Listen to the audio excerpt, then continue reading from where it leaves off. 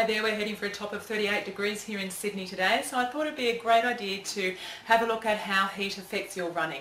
I'm Kirsten Todd at Hooked on Running, and today we're going to be looking at something that's called the central governor theory. This theory's been around for a while, and it basically says that there's something inside your brain that subconsciously works on your body to stop it from, or in this case, overheating to the point of destruction of the organism. So it's really sort of based on the theory of homeostasis. So your body is always trying to return itself to its optimum state, whether that be temperature or glycogen levels or blood pH. There's all sorts of systems in your body that are brought back to a state of homeostasis by a whole lot of feedback mechanisms in your brain. So the central governor theory, as this relates to heat, the way that works is your brain will stop your body from being able to activate enough muscles to go faster. So as you're running along in the heat, for most of us it feels like you're working really, really hard, and your rating of perceived exertion goes up fairly quickly, and you feel like you're sort of just plodding along and not really getting anywhere, despite the fact that you feel like you're working really hard.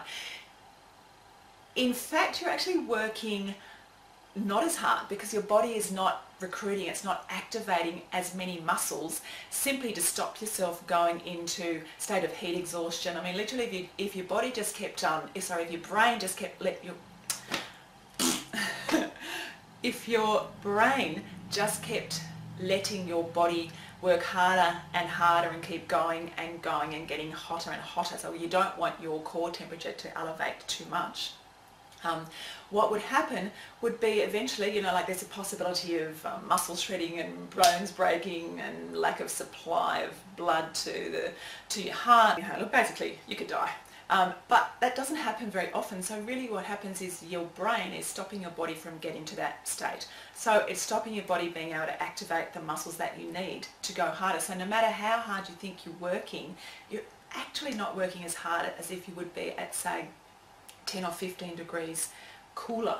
At a cooler temperature, your body is actually going to be, your brain is going to allow your body to recruit more muscles and to work harder. So beyond about 40, in highly motivated athletes, 41 degrees Celsius, prolonged activity is actually really not possible because your brain just shuts your body down.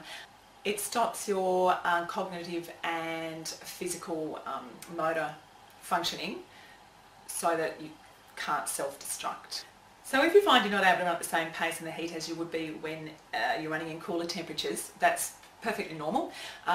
Really what happens is your brain doesn't allow you to activate the same amount of muscles. So is it dangerous to run in the heat? Look, probably not. I wouldn't be getting out there in the middle of the day myself today just because I wouldn't enjoy it. But is it really going to do me any harm? Most likely my brain is going to slow my body down to the point where I can't self-destruct. I might get pretty crook and I might have a headache, I might not be able to think straight. So the obvious thing to do would be either to have a day off or to run early in the morning, or to change it up a bit. Go for a swim. My goodness, we've got so many beautiful beaches here in Sydney. Go and jump in the surf and just catch some waves for 20 or 30 minutes. That's a great workout. Try something different. Tell me how you get on in this heat.